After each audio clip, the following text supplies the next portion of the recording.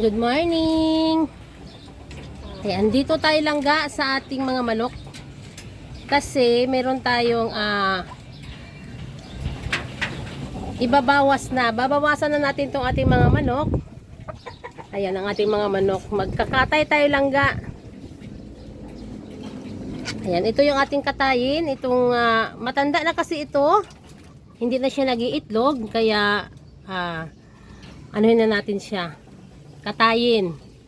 Itong dito sa kabila, ayan nangingitlog siya ayun itlog niya Ops. Ayan yung itlog niya. Ayan, may mga manok dito sa kabila din. Ayan mga manok yan. So ngayon, meron tayong katayin. Itong ating isang manok na yan. Ayan kasi matanda na rin yan siya, matagal na. Mabawas na tayo ng ating mga manok. Ayan, mga manok natin dito. Ayan ganda ganda ng aking manok dyan Ayan, dito yung aking pakainan. Yan, manok yan dyan. Ayan. Okay, ayan. Kukuha muna tayo ng ng ating pang sahog dyan. Gulay. Kuha tayo ng sili. At saka yung ating paasim na na labog. Kukuha tayo doon sa ating garden para isahog natin sa ating manok. Okay, ayan. Andito yung aking labog langga Saglit lang.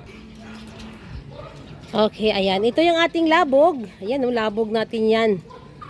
Ayan ang masarap ilagay sa ating manok. Ayan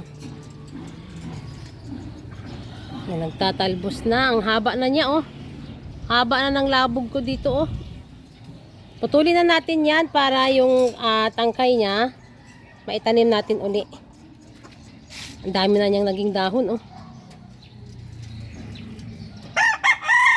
Ayan, doon sa kabila magkuha tayo doon ng sili. Ayan, dito tayo langga kukuha ng ating dahon sili. Ayan yung ating dahon sili dyan Babawas tayo dito kasi matangkad na tong sili natin. Lagi akong kumukuha dyan ng dahon. Ayan. At saka doon sa kabila naman kukuha din tayo ng tanglad. Ayan. Putulin natin itong ating labog. Ayan. Kahit mga dito lang. Kukuha tayo ng kanyang dahon. At saka yung tangkay nito. Ayan ang ating labog. Saglit lang hindi na putol. Ayan, masarap yan. Pampaasim sa ating manok. Ayan, at saka lalagyan natin na yan ng sili. Dahon ng sili. Ayan. Kukuha tayo dito. Itong medyo may talbos na siya. Medyo may tinik-tinik pala itong labog. Itong labog na to is kulay red. Ayan, pula yan, pula. Hindi siya katulad ng isang variety na kulay green. Ito ay red ito. Kuha tayo ng mga dahon para masarap. Masarap ang ating tinulang manok. Lalabugan lang natin yan langga. Kung sa Ilonggo pa, labog. Tawag sa amin ito, labog. Ayan, nandito pa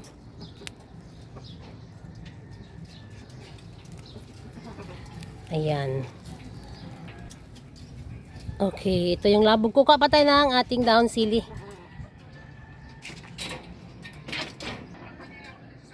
Ayan, ang ating dahon sili. Ang ganda ng talbos ng ating dahon sili, Ayan, magbabawas tayo dyan. Kasi matangkad na ito. Ayun, di ba? Ang ganda ng dahon, Dito sa kabila. Ayan, ikotin natin yan. Ang ating dahon ng sili.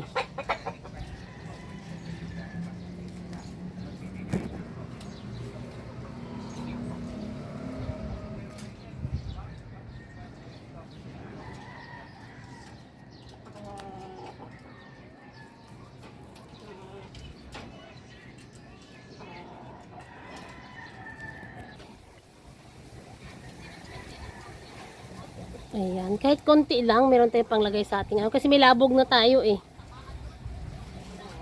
Ayan yung ating labog Ayan, ang dahon ng ating sili. Sarap yan.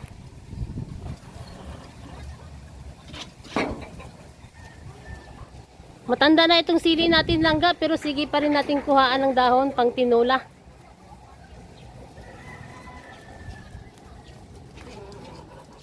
Ayan, oh, di ba?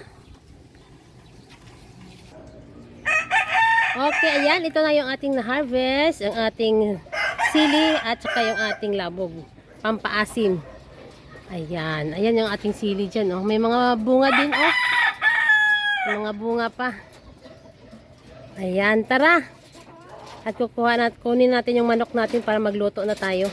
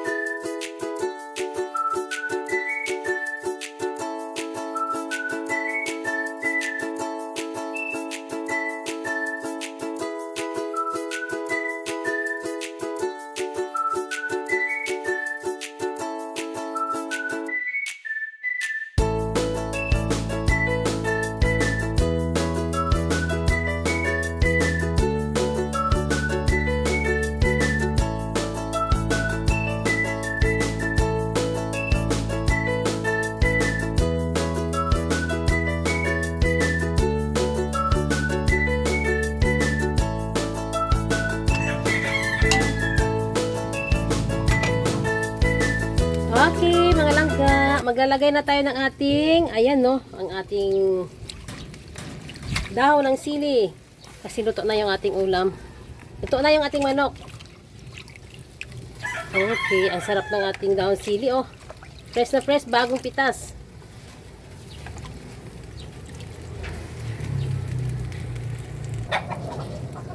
Ayan, ang ating ulam today, ang ating manok, sarap yan. Ang ating native na manok. Okay, ayan. Luto na ito langga. Hindi kailangan malanta yung ating gulay, ang ating dahon ng sili. Ayan. Thank you sa inyong lahat. Sa walang sawang panonood sa aking mga vlog. Please subscribe my channel, Inday Names Rooftop Garden. Bye!